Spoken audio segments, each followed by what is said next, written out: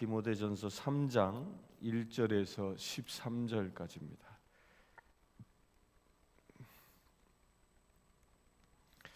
오늘 말씀에는 교회의 직분자의 이 자격, 어떤 사람이 교회의 직분을 맡을 수 있는가에 대한 규정을 말하고 있습니다. 3장 1절 봅니다. 미쁘다 이 말이여 곧 사람이 감독의 직분을 얻으려 함은 선한 일을 사모하는 것이라 함이로다. 미쁘다 이 말이여 이렇게 시작합니다.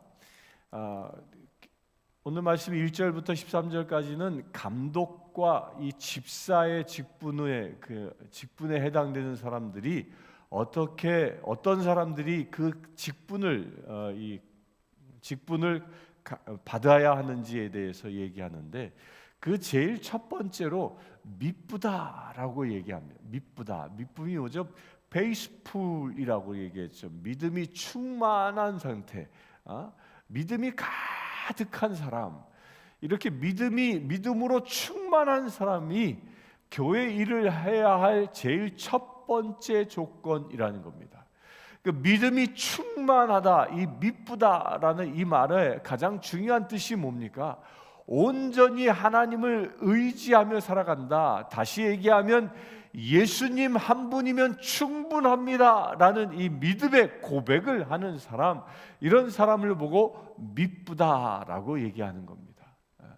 그러니까 교회 직분을 맡기 위해서 가장 중요한 대목이 그 사람이 예수 그리스도 한 분이면 충분하다라고 여기며 살아가고 있느냐는 겁니다.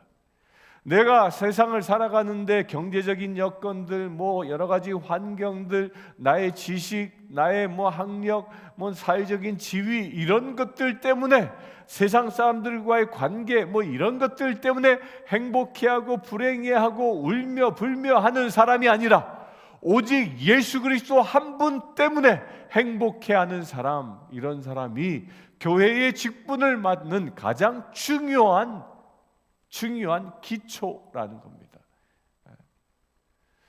이 시간 예배를 드리고 있는 장로님, 예배를 드리고 계신 우리 안수 집사님, 권사님들, 여러분들 모두가 다 나의 일상에서 나의 조건 때문에 행복했다가 나의 조건 때문에 울분에 빠졌다가 불행해하는 사람이 아니라, 지금 이 시간도 여러분들과 함께 하시는 그 예수 그리스도 때문에 모든 것이 행복해질 수 있게 되길 바랍니다. 세상 것들이 다 없어져도, 외양간에 소가 없어도, 무화과 나무에 열매가 없어도, 양떼가 사라져도 오직 예수 때문에 행복할 수 있게 되길 바랍니다. 예수님 한 분만 계시면 만족할 수 있는 그런 상태가 미쁘다라는 이런 상태인 것입니다. 그런 사람이 선한 일을 사모하는 이 감독의 직분을 받았다. 여기서 감독이라는 말은 원어는 에피스코파이래요. 우리 미국 성공의 이름이 에피스코파 감독교회다라는 뜻인 거죠. 감독. 이것은 또 다시 해석하면 비숍이란 말로도 해석되기도 하고요. 근데 여기서 쓰고 있는 감독이라는 이 말은 지금 사도 바울이 이 편지를 쓸 당시에는 교회의 이렇게 직분들이 정확히 규정되지 않았습니다. 그래서 나는 사도요, 또 감독이요, 이렇게 혼돈되게서 이렇게 사용되어졌습니다. 특별히 사도다 그러면 예수님의 그 12제자에 한해서 쓰여졌고, 이 감독이다 그러면 12제자에 의하여 세워진 교회의 리더들을 감독이다라고 얘기했습니다. 그런 감독, 곧 지금 넓은 의미에서는 이 감독이라는 것은 단순히 주교만을 얘기하는 게 아니라 교회 안에 저처럼 목회하고 있는 모든 목자들을 말하고 있습니다. 그런 감독은 책망할 것이 없으며 한 아내의 남편이 되며 절제하며 신중하며 단정하며 나그네를 대접하며 가르치기를 잘하며 술을 즐기지 아니하며 구타하지 아니하며 오직 관용하며 다투지 아니하며 돈을 사랑하지 아니하며 자기 집을 잘 다스려 자녀들로 모든 공손함으로 복종하게 하는 자라야 할지며 사람이 자기 집을 다스릴 줄 알지 못하면 어찌 하나님의 교회를 돌보리요. 그러니까 그렇게 교회 안에 감독으로 목회자로 서기 위한 첫 번째 조건이 뭐냐? 책망할 것이 없어야 한다. 책망받을 만한 거리가 없어야 하고 한 아내의 남편이 되어야 한다. 그러니까 여러 아내를 거느릴 수 없다라는 거죠. 당시만 해도 여러 아내를 거느리는 일부 다처제가 횡행했던 시절이었습니다. 그런 시절에 한 아내만 취해야 한다라고 분명하게 이야기합니다. 당시에도 성직자들이 결혼하는 것에 대하여 결혼을 하되 한 아내만 거느리라라고 분명히 얘기합니다. 그러면서 그 안에는 절제력, 신중함, 또한 단정함이 있어야 되고 또한 나그네 대접을 잘하고 가르치기를 잘하는 사람이 이 감독이 될 수 있다라는 겁니다. 그러니까 감독이 되어야 하는 덕목, 제일 첫째가 그런 겁니다. 남의 덕이 되는 사람들, 모본이 되는 사람이어야 하고 또 그러나 더불어 무엇도 잘해야 합니까? 누군가를 가르치는 능력이 뛰어나야 한다는 겁니다.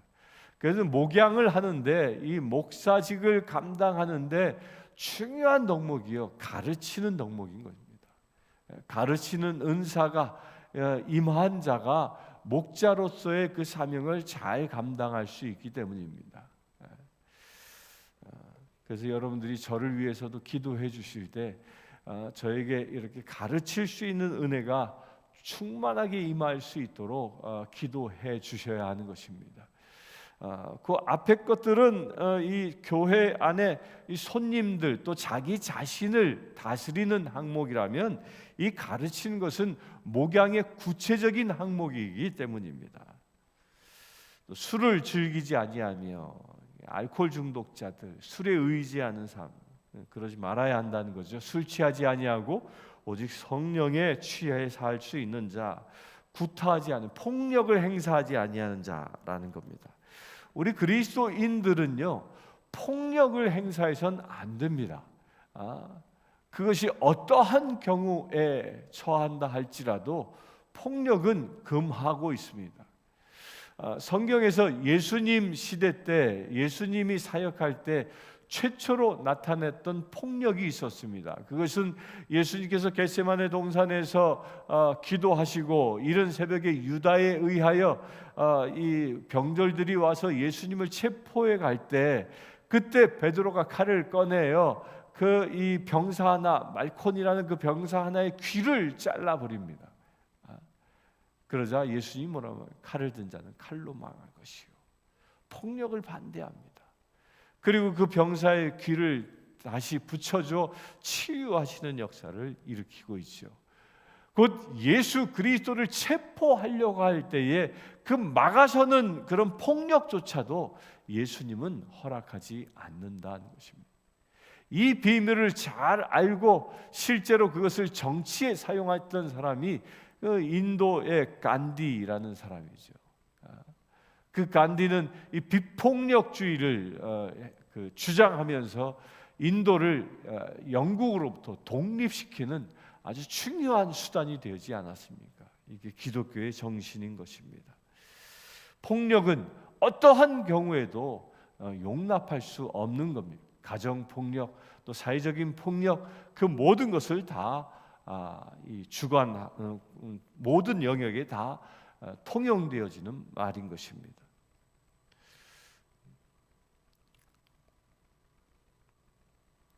또한 감독을 맡은 사람은 자기 집을 잘 다스려야 한다.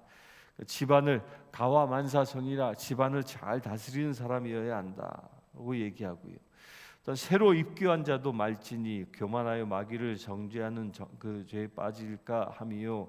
새로 이제 입교한 지 얼마 되지 않은 초신자를 교회의 리더로 세워서는 안 된다라는 겁니다. 여기서 마귀를 정죄하는 이라는 말을 쓰고 있는데, 마귀를 정죄한다라는 이 말은 마귀에게 그 선언된 영원한 형벌을 얘기하는 겁니다.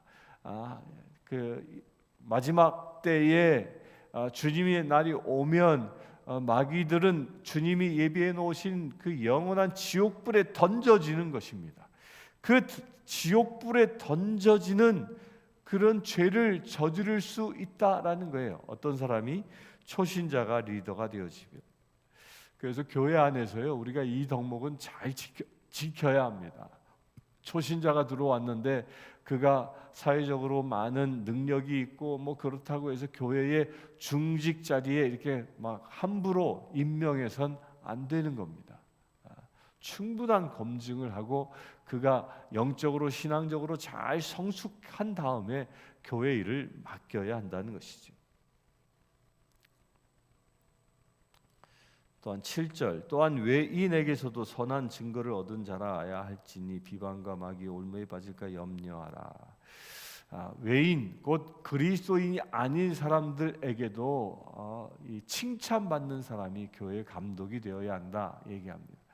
이 성공회에서는 이 감독 그 비숍을 선출하지요. 로마 천주교는 이 주교를 그 로마 교황청에서 임명하지만 우리 성공회의 주교는 이 성직자와 그 해당 교구내에서 교구내에 있는 성직자와 평신도 대표들이 투표를 해서 선출합니다. 그럴 때 누구를 뽑을까? 이때는 후보가 없습니다. 후보가 없고 자격이 되는 사람들, 주교의 자격에 대하여 쓰고 있는 그 교구법을 근거로 해서 그런 사람들을 그냥 염두에 두고 무작위로 투표하는 거죠. 그래서 최다 득표자가 나온 사람부터 이렇게 걸러내기 시작해서 최종 뭐 3분의 2 이상 득표를 얻은 사람이 이 주교가 됩니다.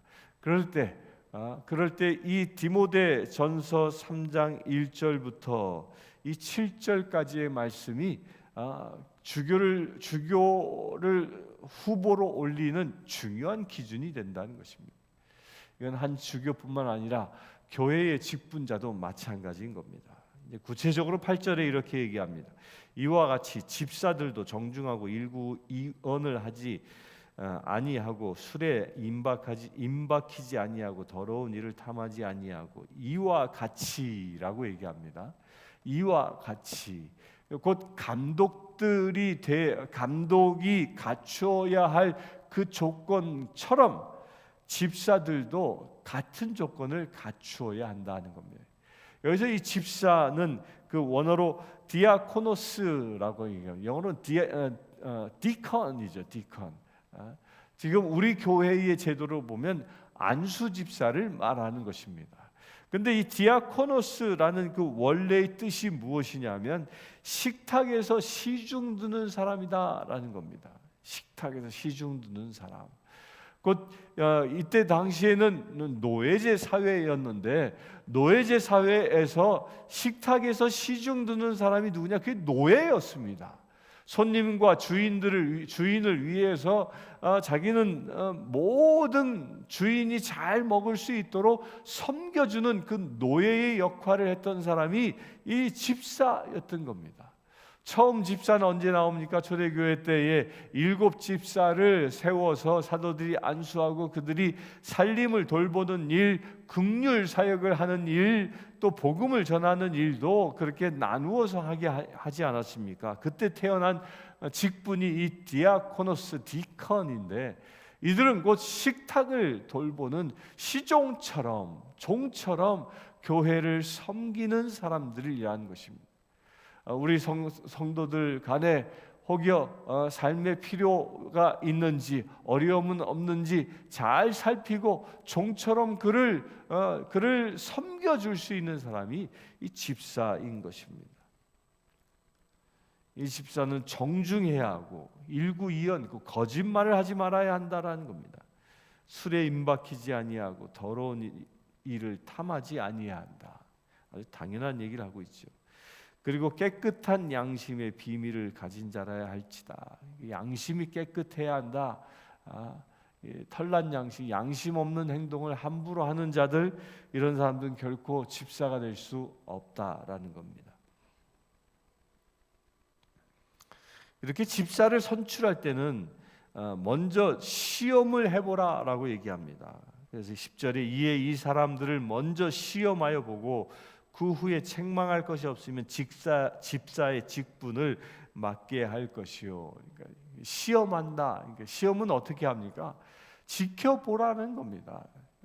상당 기간 동안 이 사람이 정말 집사로서 정중히 교회를 섬길 수 있는 사람인지, 타의 모본이 될 수 있는 사람인지를 시험해 볼 수 있어야 한다는 겁니다. 11절 여자들도 이와 같이 정숙하고 모함하지 아니하며 절제하며 모든 일에 충성된 자라야 할지니라. 여자들도라고 얘기했는데요, 우리 교회의 직분은 권사 직분을 말하는 것이죠. 권사 직분에 대해서 어떤 사람이 권사가 될 수 있느냐? 정숙한 자라는 거예요. 정숙하다라는 말이 뭐죠? 정숙하다, 이 고요함 가운데의 깨끗함을 유지하고 있는 상태를 말합니다. 또 모함하지 아니하며 남을 헐뜯고 남 얘기 즐겨하지 아니하는 자가 권사의 직분을 받을 수 있다라는 겁니다. 이 교회는 우리 신앙 공동체이다 보니까 이 말이 많은 곳이 교회입니다. 그러니까 성숙하지 아니한 사람들이 말을 만들어냅니다. 이런 사람들이 말을 만들어 남을 모함하고 비방하고 책망하는 사람들은 결코 권사의 직분에 올라선 안 된다라는 겁니다. 권사는 어떤 사람이요? 남을 모함하지 아니하고 스스로 절제하며 모든 일에 충성할 수 있는 자라는 겁니다. 자기를 절제하는 자, 자기의 욕구 충족을 위해서 신앙생활하는 게 아니라 자기는 철저히 절제하고 오직 하나님의 말씀 그 사명만을 붙잡고 나아갈 수 있는 사람, 이런 사람이 권사의 직분을 감당하는 것입니다.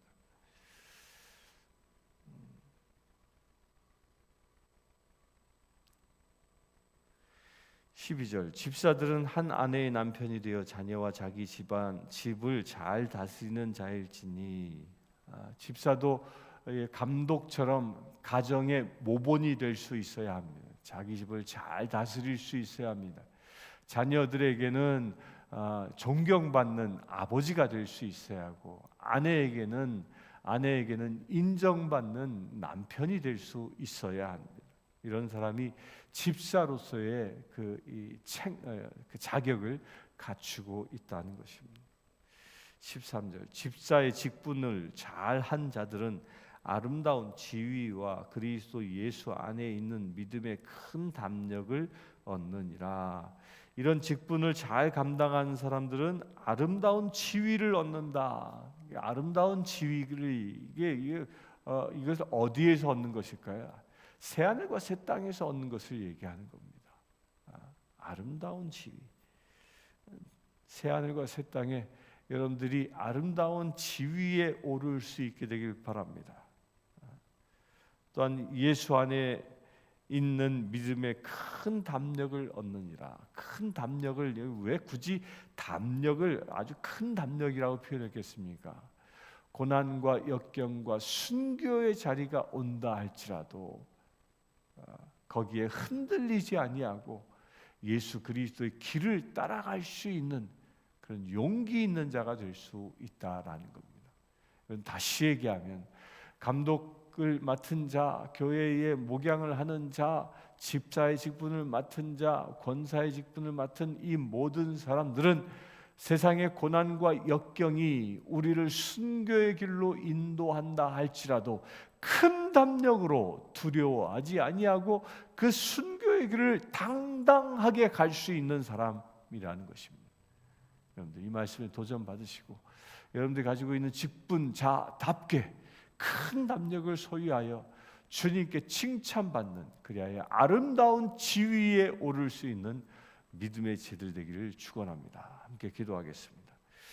주 아버지 하나님, 주님은 교회 안에 직분을 세워주시고 그에 합당한 사람들을 기름 부어 세워주심을 감사합니다.